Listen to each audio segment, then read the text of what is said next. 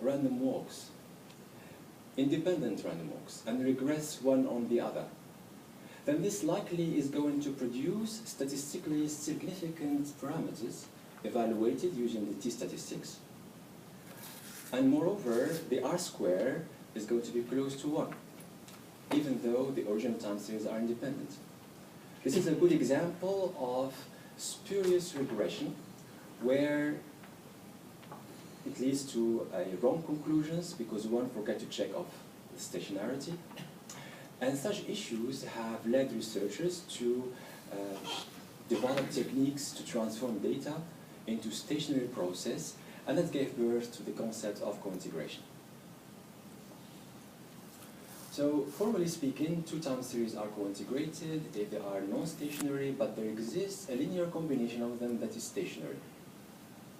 That linear combination guarantees that there exists an error correction mechanism. They are both random, but that linear combination ties them together so they are bound to come back to revert to each other after a period of time. I'll take the example here from Duan, 2009. We've got two time series, x1 and x2, with corresponding drifts and random shocks, and also function of zt, a common variable.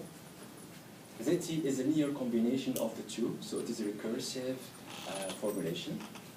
If zt can somehow be made into stationary process, then we can say that x1 and x2 are cointegrated.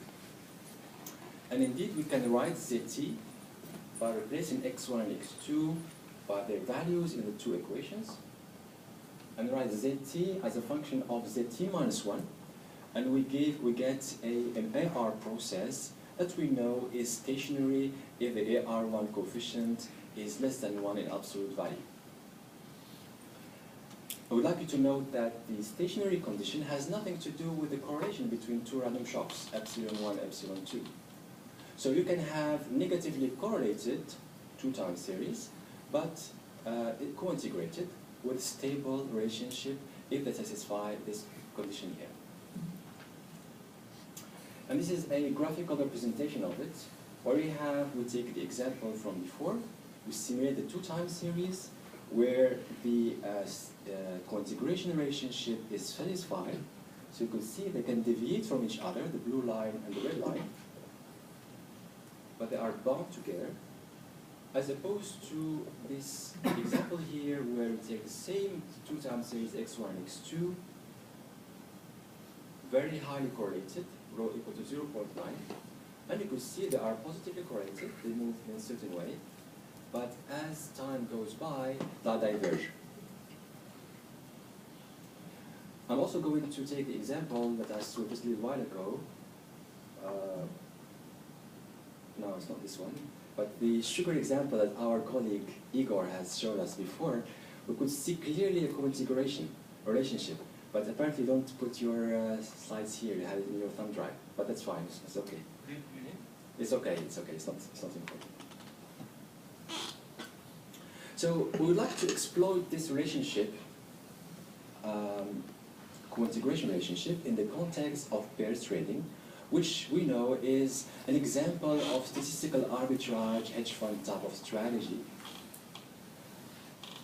But most of those pair trading strategies have been focusing on correlation, which we know it is inferior to cointegration because of the example of that we just saw a little while ago. If you have two cointegrated time series, then that deviation from each other is short-lived, and they are bound to come back after a certain time. We are going to see later on an estimation of that average time